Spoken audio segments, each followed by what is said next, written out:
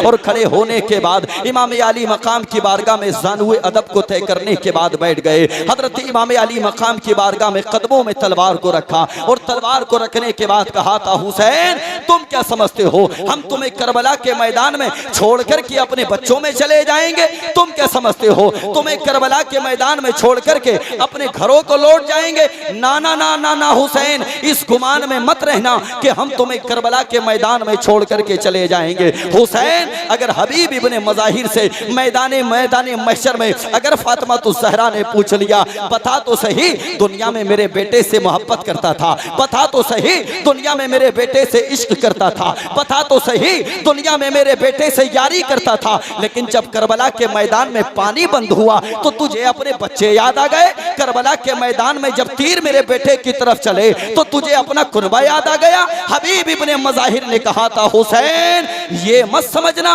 कि ये बूढ़ा हो गया, हाथ अपना दाढ़ी पे लेकर के गए, कहा ये मत समझना ये बूढ़ा हो गया, ये बूढ़ा इंसान मैदान कारज़ार में सबसे पहले जाएगा। हबीब इब्ने मज़ाहिर कहते हैं, आका हुसैन अकबर बाद में जाएगा, हबीब पहले जाएगा, औनो मोहम्मद बाद में जाएंगे, हबीब पहले जाएगा, कासिम बाद में जाएंगे, हबीब पहले जाएगा, गाजी बाद में जाएंगे, हबीब पहले जाएगा। हमने जो यारी की है वो मसे के लिए नहीं, गर्दन को कटाने के लिए की है। आला हजरत फरमाते हैं, ऐ इश्क तेरे सदके जलने से छुटे सस्ते, जो आग बुझा देगी वो आग लगाई।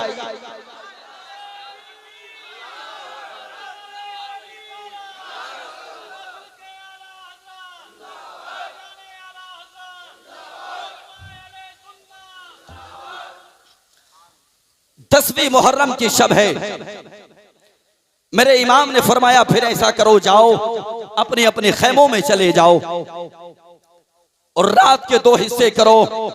आधी रात में कुरान की तिलावत करो और आधी रात में अपने रब की इबादत करो। अल्लाहु अकबर। सब लोग गए अपने अपने खैमों में।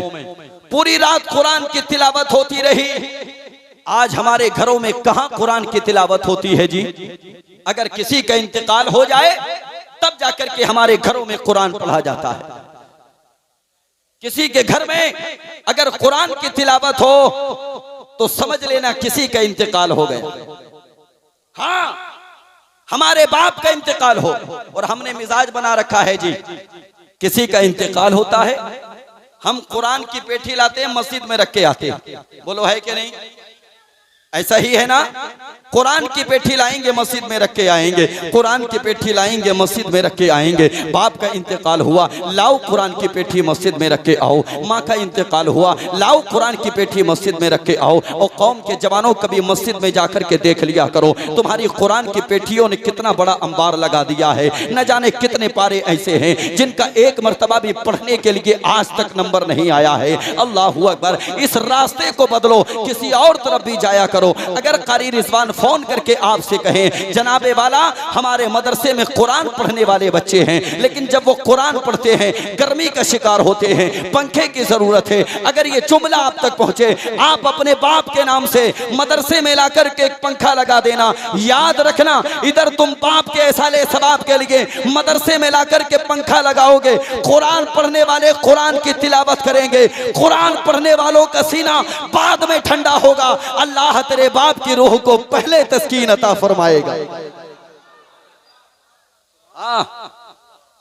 पूरी रात कुरान की तिलावत होती रही, किसी किसी खेमे में पूरी रात रब की इबादत होती रही। जब फज्र का वक्त करीब आया, मेरे इमाम ने हजरत अली अकबर को बुलाया और अली अकबर को बुलाने के बाद कहा था, अली अकबर, मैंने अपने बाबा के दौर में देखा है, अली के दौर में देखा है, जब अजान का वक्त करीब आता तो फिर मेरे बाबा अपने सबसे बड़े बेटे इमाम हसन को अजान पढ़ने का हुक्म देते।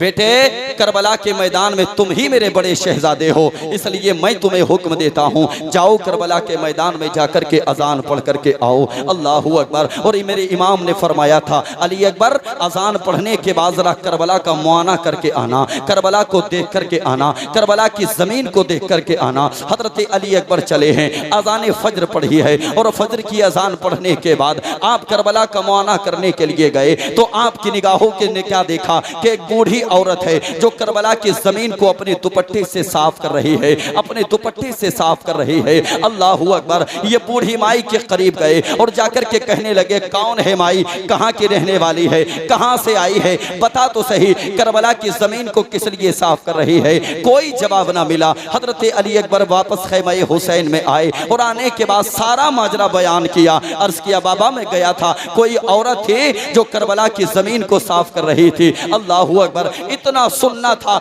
मेरे इमाम की आंखों से आंसू जारी हो गए, मेरे इमाम की आंखें अश्कबार हो गई। अली अकबर कहने लगे, बाबा क्या कोई जुमला मेरी जबान से गलत निकल गया जो आपकी आंखों में आंसू आ गए। मेरे इमाम ने फरमाया था, अली अकबर ना ना ना, तेरी जबान से कोई जुमला गलत नहीं निकला है। तो जिसको अजनबी औरत बता रहा है ना, वो कोई अजनबी औरत नहीं है, बल्कि वो मेरी माँ फातिमा तुज ज़हरा है। अल्लाह अकबर। करबला की जमीन को इसलिए साफ कर रही है ताकि मेरा बेटा हुसैन जब जमीन पर आए तो जमीन की तरफ से कोई कंकर मेरे बेटे हुसैन के बदन में ना लगने पाए।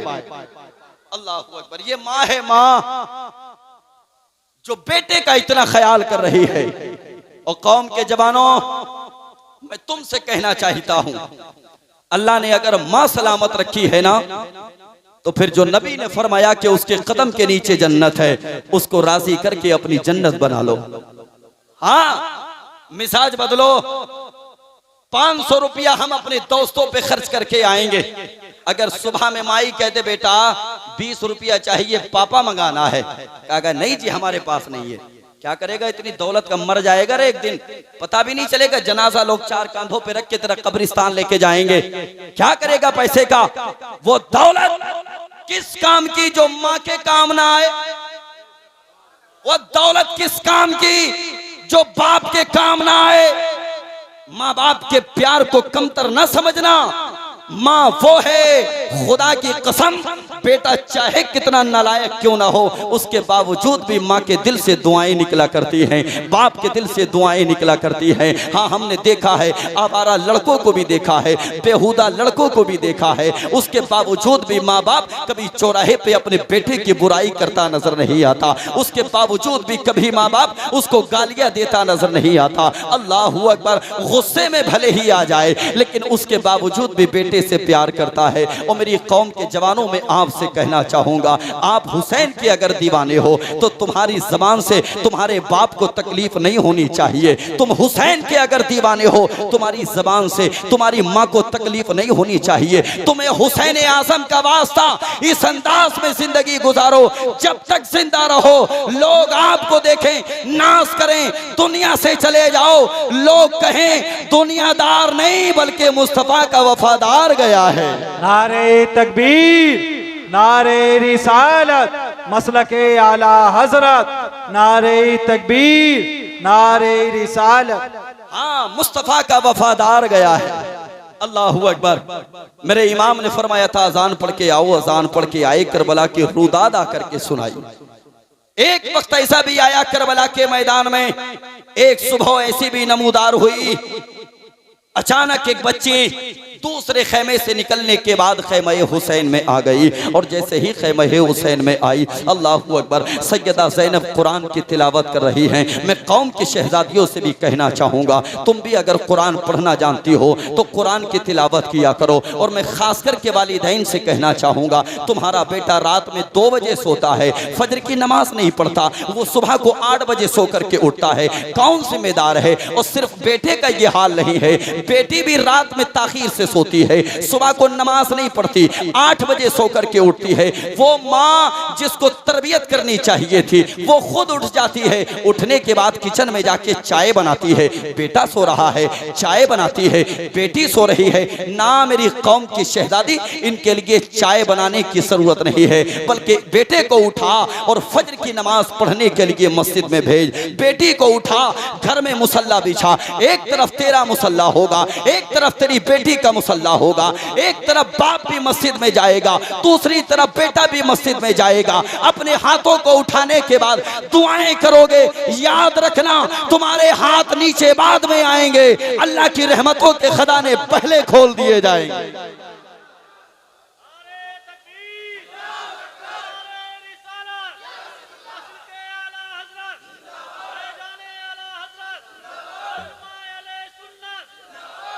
हाँ, अल्लाह की रहमतों के खजाने पहले खोल दिए जाएंगे।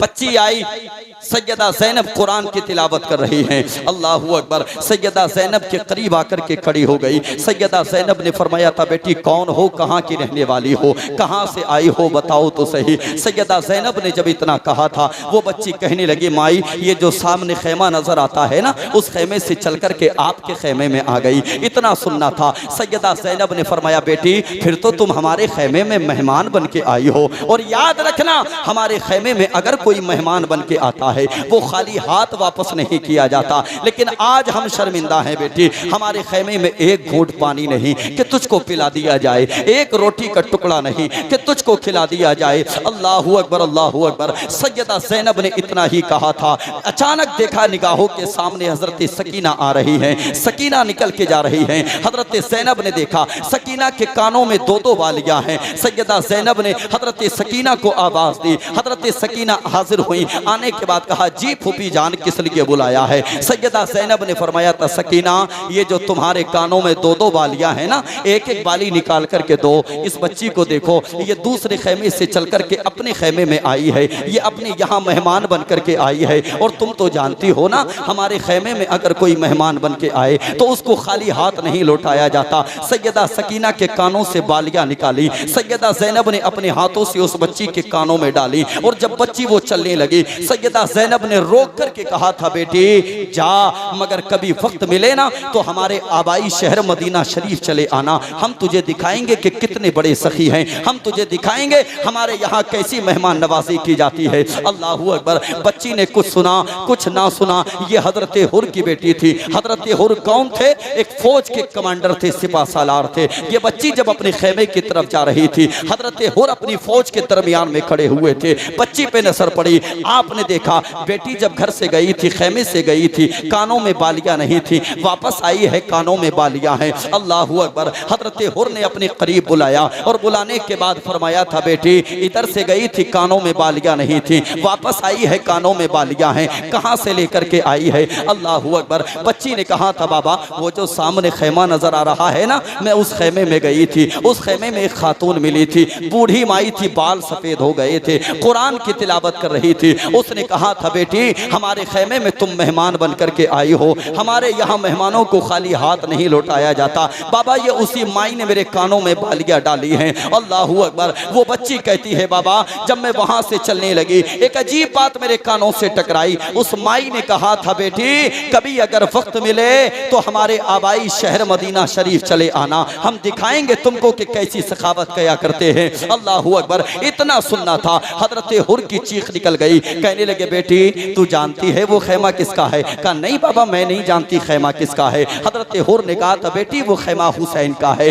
आज जो इस नौयत पर है उसका जिम्मेदार भी तेरा बाप है। अगर तेरा बाप उस खेमे वालों का रास्ता नहीं रोकता तो आज वो खेमा इस नौयत पर नहीं होता। अल्लाहू अकबर। मैं चाहता हूँ कि आका हुसैन की बारगाह में जाऊँ, नदामत के आंसू बहाऊं, आका हुसैन की बारगाह में जाऊँ, माजरत तलब करूँ, लेकिन मेरी हिम्मत जवाब दे जाती है, कौन सा चेहरा लेकर के जाऊंगा, क्या कहूंगा आका हुसैन की बारगाह में जाने के बाद? इतना जब सुना, बच्ची कहने लगी, बाबा अगर जाना चाहते हो तो जल्दी करो, इसलिए कि जो अपने दुश्मन की बेटी को बालियां पहना सकता है, जाओ, जाना तुम्हारा काम होगा, और माफ कर देना ये फातिमा जहरा के लालों का काम होगा। जाना तुम्हारा काम होगा और माफ कर देना ये फातिमा जहरा के लालों का काम होगा। जाओ। आ गया वो वक्त, हजरत हुर इमाम आली मकाम के कदमों में, हुजूर माफ फरमा दे। हजरत हुर ने जब इतना कहा, मेरे इमाम ने फरमाया, हुर क्या नाम है? क्या नाम है जी? कहा हुर। जोर से बोले, जोर से बोले, क्या नाम है? कहा हुर। मेरे इमाम ने फरमाया था, हुर इसका मतलब जानते हो? कहा नहीं। कहा हुर का मतलब होता है आजाद। क्या होता है? आजाद। मेरे इमाम ने फरमाया, हुर आज तक तुम दुनिया से आजाद थे, आज हुसैन के कदमों में आ गए, हुसैन ने तुमको जहन्नम से आजाद कर दिया।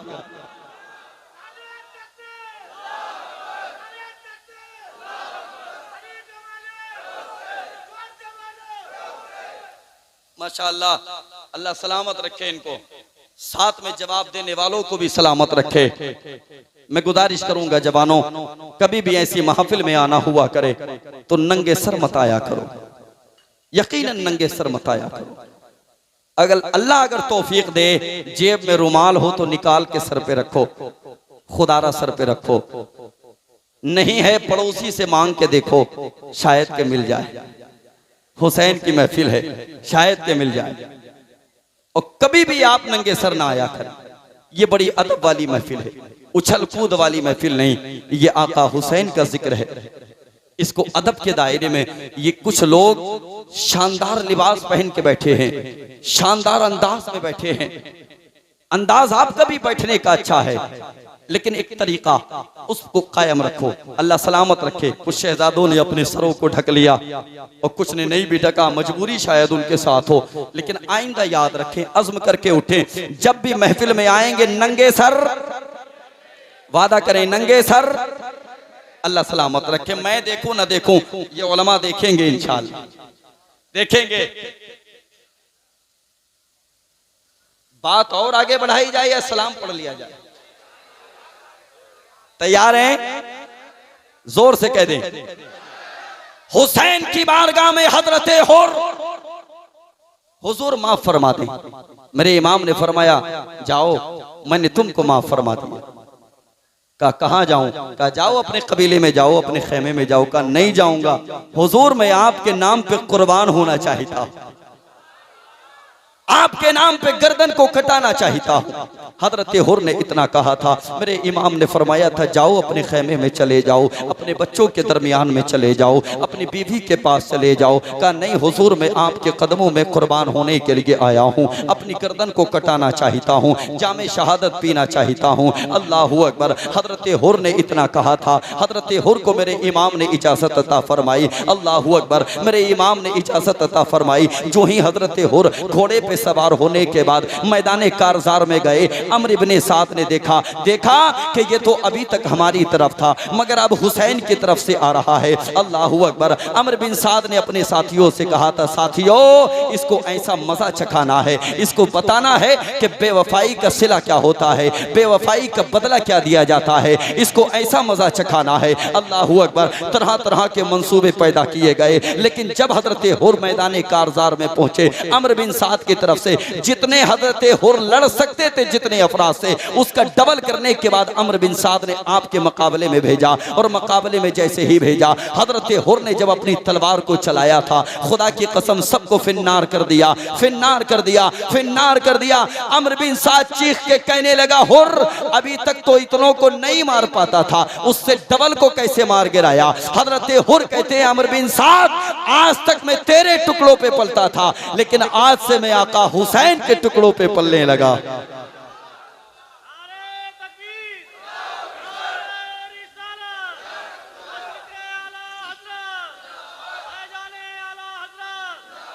उससे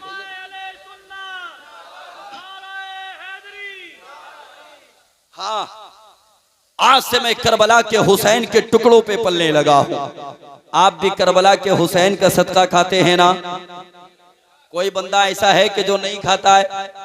आप में कोई ऐसा है? नहीं है ना? सब आका हुसैन का सदका खाते हैं। हाँ, और खुदा की कसम सदका क्यों ना मिले, ये सखावत तो इनको विरासत में मिली है।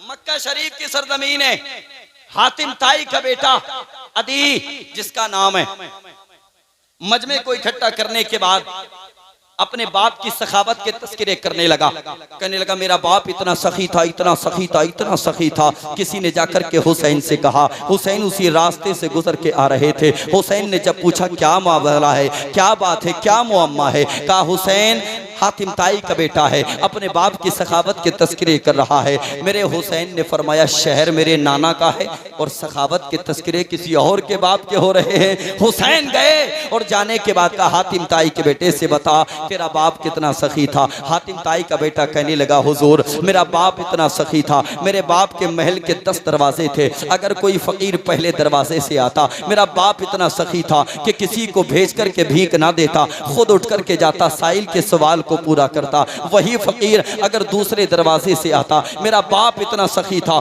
मना नहीं करता, दे दिया करता था। वही फकीर तीसरे दरवाजे से आता, मना नहीं करता था, दे दिया करता था। बताना ये चाहता था, एक फकीर है, 10 दरवाजे हैं, एक ही फकीर पहले दरवाजे पे आया, बाप की सखावत से मिला, दूसरे पे आया, बाप की सखावत से मिला, तीसरे पे आया, बाप की सखावत से मिला, चौथे पे, पांचवे पे, छठे पे, सातवें पे, आठवें पे, नवे पे, 10वें पे आया, बाप की सखावत से मिला। अल्लाहू अकबर। इतना जब अदी ने कहा था, हातिम ताई के बेटे ने मेरे हुसैन का जवाब सुने, अगर लबों पे मुस्कान ना आए तो कहना। मेरे हुसैन ने फरमाया था, अदी इब्ने हातिम ताई के शहजादे सुन, तेरे बाप के तो महल के 10 दरवाजे थे, मेरे नाना का तो एक ही दरवाजा था। तेरे बाबा के महल के 10 दरवाजे, मेरे नाना का एक ही दरवाजा था।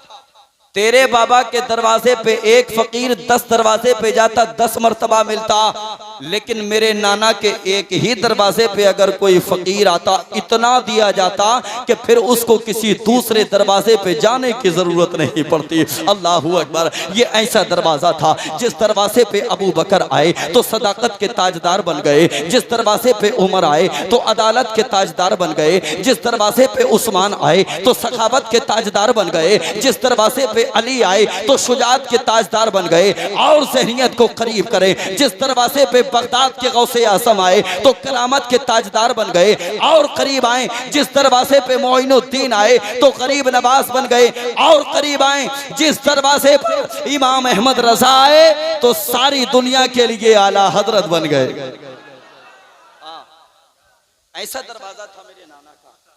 सखावत मेरे नाना की ये थी। सारे लोग खाते हैं हुसैन का सदका, जितने लोग खाते हैं वो जरा मोहब्बत से कह दें या हुसैन। ऑपरेटर साहब इसका बैस जानते हो आप? कहाँ है, उंगली रखो, देखो वो ऑन है या ऑफ है, बंद है ना, इसकी आवाज बढ़ाओ, उधर देखिए, उधर देख के। अच्छा ऐसी पूरी मिक्सर आपको जबानी याद है? सुभान अल्लाह, ये तो कमाल हो गया जी। नजर मेरी तरफ, काम कहीं और। अल्लाह सलामत रखे, आपके साउंड में बरकत अता फरमाए, बढ़ाएं, जहां तक सीटी ना मारे वहां तक बढ़ा दें। पूरा मुहर्रम शरीफ का महीना है, रहम करें। जरा मुस्कुरा के कह दें सुभान अल्लाह, और जी लगा के सुभान अल्लाह। एक मर्तबे मोहब्बत से या हुसैन, या हुसैन। मैंने इब्तिदा ही में कहा था, बताऊंगा कि करबला का सबसे पहला शहीद कौन है। सुनना चाहते हैं? सुनना चाहते हैं? सुनना चाहते हैं? लेकिन अभी नहीं बताएंगे, अभी नहीं बताएंगे। सुनिए, करबला के मैदान में शहादतों पे शहादतें होती रही। एक वक्त वो भी आया, हजरत गाजी मेरे इमाम की बारगाह में आए। आने के बाद रन में जाने का मुतालबा किया। अर्ज किया, आका हुसैन मैं भी करबला के मैदान में जाना चाहता हूँ। इतना हजरत गाजी ने कहा था, मैं भी करबला के मैदान में जाना चाहता हूँ। मेरे इमाम ने फरमाया था, गाजी तुम जानते हो ना, तुम मेरी कमर का जोर हो, तुम मेरे बाजुओं की ताकत हो, तुम मेरी फौज के अलंबरदार हो। याद रखना, पूरी दुनिया में 4 ही अलंबरदार गुजरे हैं। हजरत जाफर तैयार गुजरे हैं, दूसरे मेरे नबी के चचा हजरत अमीर हमसा गुजरे हैं, और तीसरे खैबर के मौके पर अली गुजरे हैं, चौथे करबला के मैदान में हजरत गाजी गुजरे हैं। इतना मेरे अली हजरत, इतना मेरे इमाम हुसैन ने फरमाया था, गाजी मैं तुमको रन के मैदान में जाने नहीं दूंगा, रन के मैदान में जाने की इजाजत नहीं दूंगा, तुम चले गए तो मेरी कमर टूट जाएगी। अल्लाहू अकबर, अल्लाहू अकबर। इतना गाजी ने सुना, हजरत गाजी कहने लगे, आका हुसैन कौन सी फौज की बात करते हैं जिसमें अली अकबर ना रहे? कौन सी फौज की बात करते हैं जिसमें औनो मोहम्मद ना रहे? कौन सी फौज की बात करते करते हैं जिसमें कासिम ना रहे? कौन सी फौज की बात करते हैं जिसमें दीगर शोहदा ना रहे? अल्लाहु अकबर। इतना कहा था हजरत गाजी ने। मेरे इमाम ने फरमाया था, गाजी ये बताओ कि हम तुम्हारे कौन लगते हैं? अर्ज किया, हुजूर आप मेरे आका लगते हैं, मैं आपका गुलाम लगता हूँ। मेरे इमाम ने फरमाया, तो जाओ, आका का हुक्म है, अपने खैमे में चले जाओ। हजरत गाजी अपने खैमे में आ गए और अपने खैमे में आने के बाद अपनी माँ उम्मे बनीन को याद करके रोने लगे। अल्लाहु अकबर। कहने लगे, माँ अगर आज तुम जिंदा होती ना तो आका हुसैन से मुझे रन में जाने की इजाज़त दिला देती। माँ अगर आज तुम जिंदा होती ना तो मुझे जामे शहादत पीने के लिए इंतज़ार नहीं करना पड़ता। अल्लाहु अकबर। ये कौन है? हजरत गाजी जानते हैं, ये अली की दूसरी बीवी के बेटे हैं। जब तक हजरत फातिमा मेरे अली के निकाह में रही, आपने दूसरी शादी नहीं फरमाई। जब आपका विसाल हो गया, विसाल होने से पहले आपने एक वसीयत की थी, अली जब मेरा इंतकाल हो जाए तो ऐसी औरत से शादी करना, ऐसी बेटी से शादी करना जो बहादुर खानदान से ताल्लुक रखने वाली हो। अली ने फरमाया था, फातिमा वो किस लिए?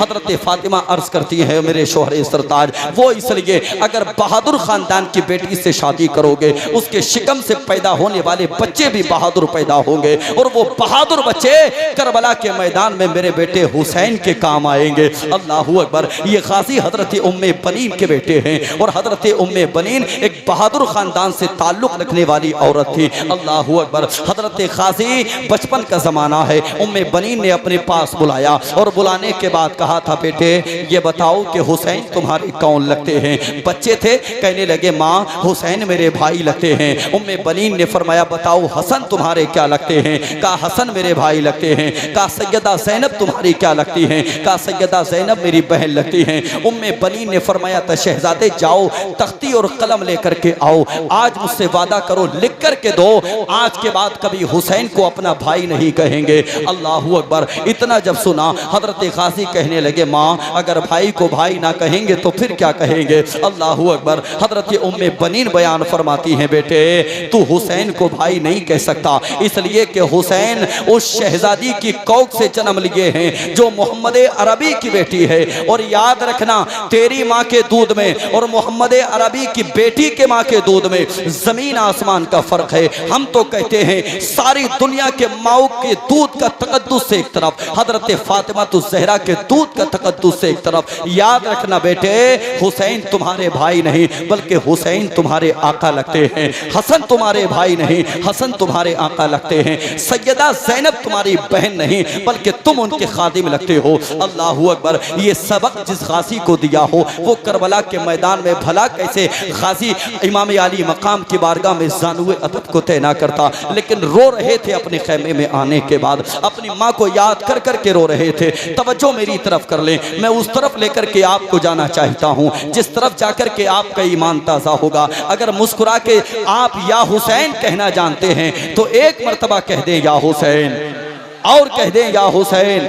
गाजी अब्बास अपने खैमे में बैठे हुए हैं, अपनी माँ उम्मे बनीन को याद करके रो रहे हैं। अचानक किसी बच्ची ने आकर के आपके कंधे पे हाथ रखा। अल्लाहु अकबर। गाजी ने अपनी गर्दन को घुमा के देखा, वो कोई और बच्ची नहीं थी बल्कि इमाम आली मकाम की शहजादी सैयदा सकीना थी।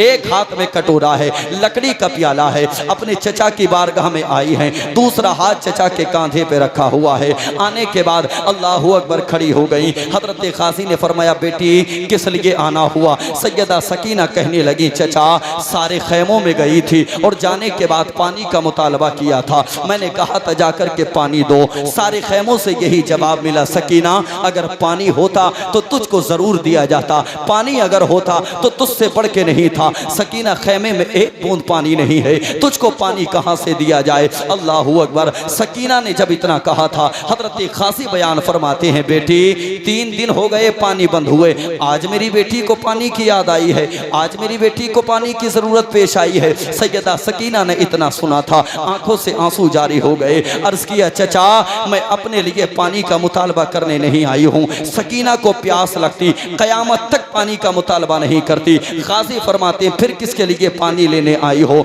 सैयदा सकीना कहने लगी, चचा वो जो मेरा भाई है ना अली असगर 6 महीने का, वो पालने में लेटा हुआ था, वो आज तक तो मुझसे बातें कर रहा था इशारों के जरिए, उसका चेहरा मेरी निगाहों के सामने था, मेरी तरफ उसका चेहरा था, लेकिन अचानक आज उसने अपना चेहरा मेरी तरफ से हटा लिया है। शायद कि मेरा भाई मुझसे नाराज हो गया है। अल्लाहू अकबर। इतना सैयदा सकीना ने कहा था। मैं पूछना चाहता हूँ सादाबाद के जवानों, ये बहन और भाई का प्यार है। मैं आपसे पूछना चाहता हूँ, बताओ आप अपनी बहनों से कितनी मोहब्बत करते हैं? बताओ आप अपनी बहनों से कितना प्यार करते हैं? अल्लाहू अकबर। बहनों से मोहब्बत करो, बहनों से प्यार करो। बहनों की अगर शादियां हो जाए तो वक्त निकाल के कभी बहनों के घर पे जाया करो। हाँ, न जाने कितने मुआशरे में ऐसी बेटियां हैं जो अपने दरवाजों को तकती रहती हैं, इंतजार करती हैं कभी तो भाई आएगा, इंतजार करती हैं कभी तो बाप आएगा। न जाने कितने जालिम बाप ऐसे हैं जो अपनी बेटियों के घर पे नहीं जाते।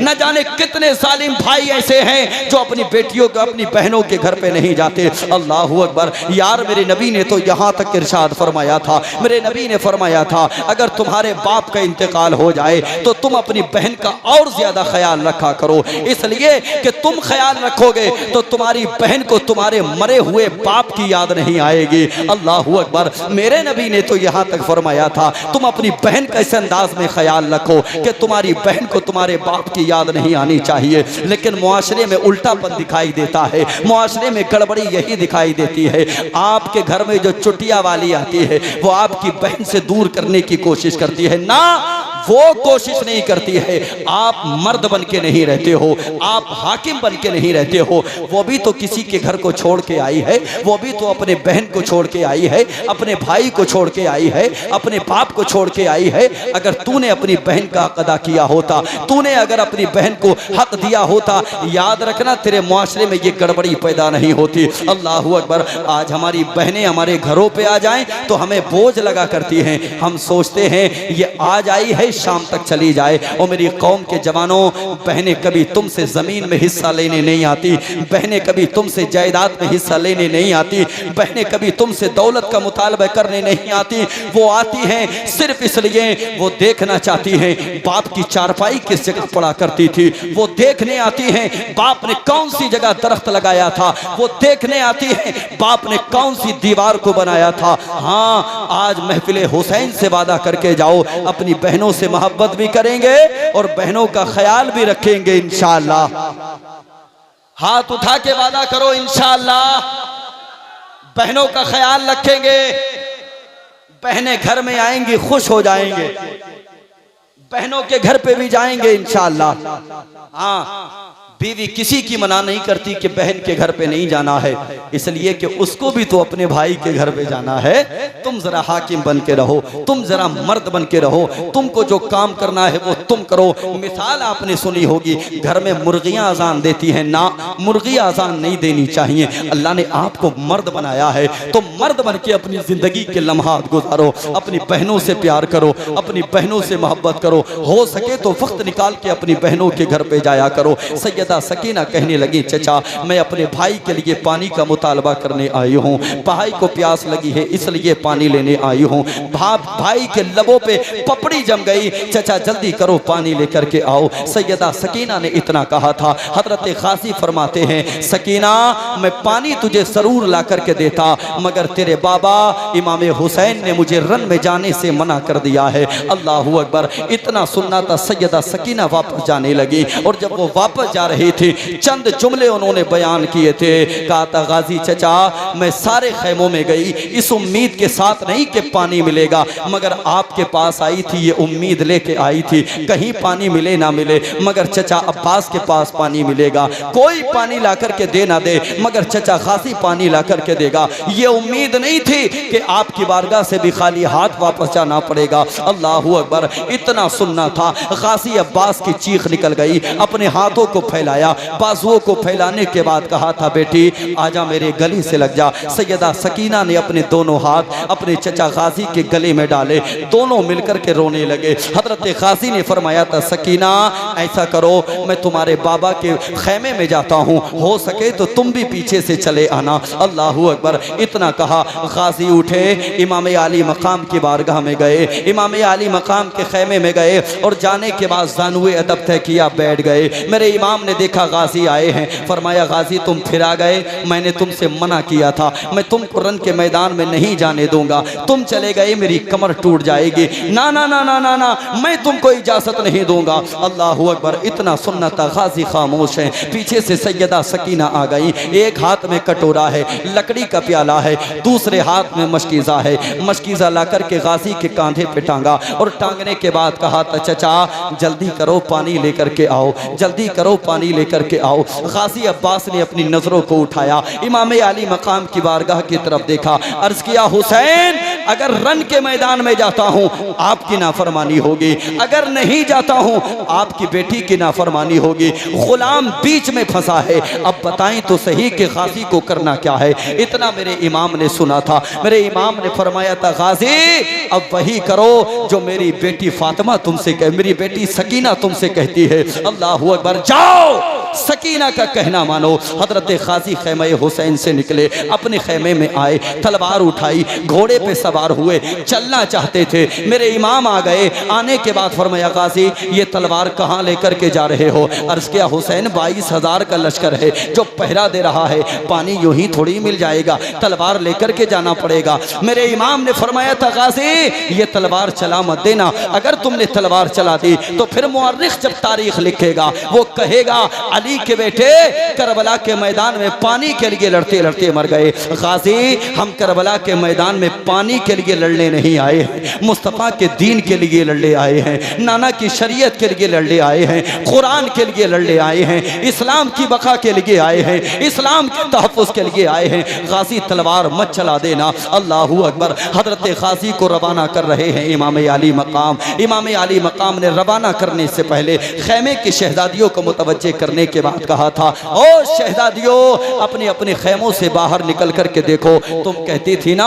कि बाबा अली की ज़ियारत करनी है, आओ मैं दिखाता हूँ तुमको बाबा अली। इतना कहना था, खैमे के तहनों से निकल करके शहजादियों ने देखा, कहा आका हुसैन दिखाओ जल्दी कहाँ है बाबा अली, दिखाओ जल्दी कहाँ है बाबा अली। मेरे इमाम ने फरमाया था शहजादियों जिसको अली को देखना है आज वो मेरे गाजी को देख ले। अल्लाहू अकबर, आज वो मेरे गाजी की ज़ियारत कर ले। मेरे इमाम ने फरमाया था शहजादियों जिस्म तो बज़ाहिर गाजी का है मगर जलवे बाबा अली के नजर आ रहे हैं।